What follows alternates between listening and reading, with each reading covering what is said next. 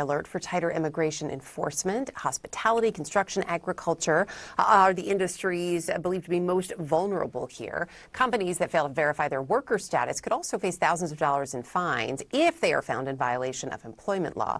George Carrillo is the co-founder and CEO of the Hispanic Construction Council and joins me now. George, it's good to have you with us this afternoon.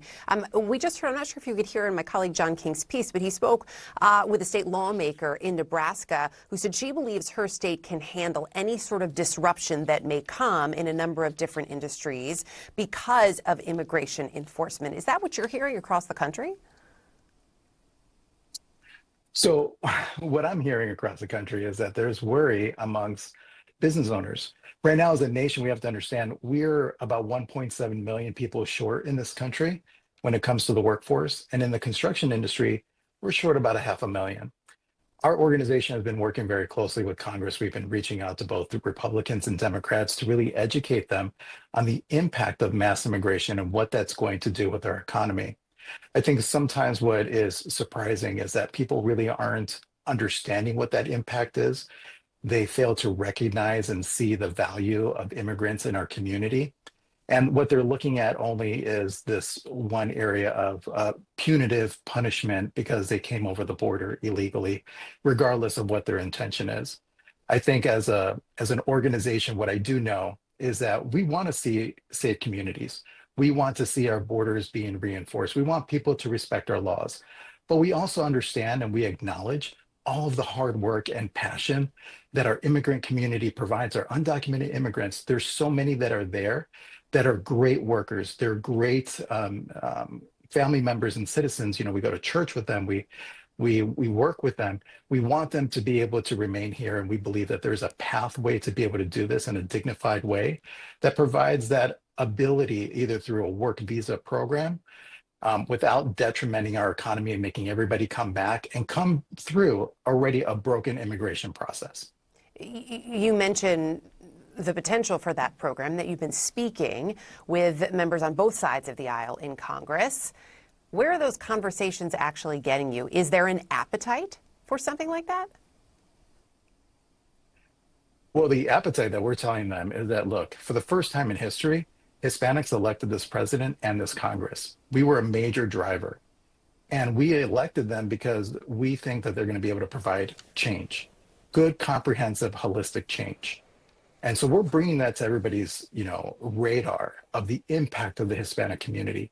We are tired to see both Democrats and Republicans kick this can down the street, and over administration and generation, we see this instability in our community and not acknowledging the contributions that we contribute.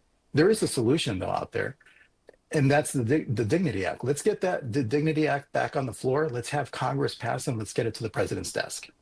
I know you, correct me if I'm wrong on these numbers, but what I have is of the 4.3 million workers that you represent, about 18 to 20%, probably roughly about 900,000 of them are estimated to be undocumented. I know there have been multiple reports. I'm sure you're hearing it about workers who are concerned about showing up. They're worried about raids. They're worried about what could happen. Should employers be facing more of the consequences for employing undocumented workers? Well, I think everybody, from employers to the government to unions, everybody has benefited from undocumented workers. And for some, they've taken advantage. And for the people that have taken advantage of undocumented workers by not paying them appropriate wages or not even paying them at all, there should be some punitive action on them, regardless of their status. So if someone produces good work, they should be paid for that work. Mm-hmm. And when I think of for small business owners, the process that everybody goes through a hiring process. Everybody's trying to complete the job that's put before them. But do we put the ownership on only the small business owner? Or do we start putting some of that ownership onto our government because they haven't been able to provide us with a stable workforce? They haven't provided solutions to our immigration. They haven't provided immigration reform since Reagan. When you push them on that, the lack of action, the fact that, and we have seen this from both parties, and we have seen it, frankly, for decades now, this can getting kicked down the road. And immigration is a massive problem. There is not one solution that's going to fix everything. Again, just real quickly before I let you go, what is your message to those lawmakers in terms of why they can't get things done? So what I'm asking lawmakers is, look, there's a solution on the table. The Dignity Act of 2023, which was actually started by Congresswoman Salazar from Miami. Let's get that out of committee. Let's present that on the floor. There is a solution here.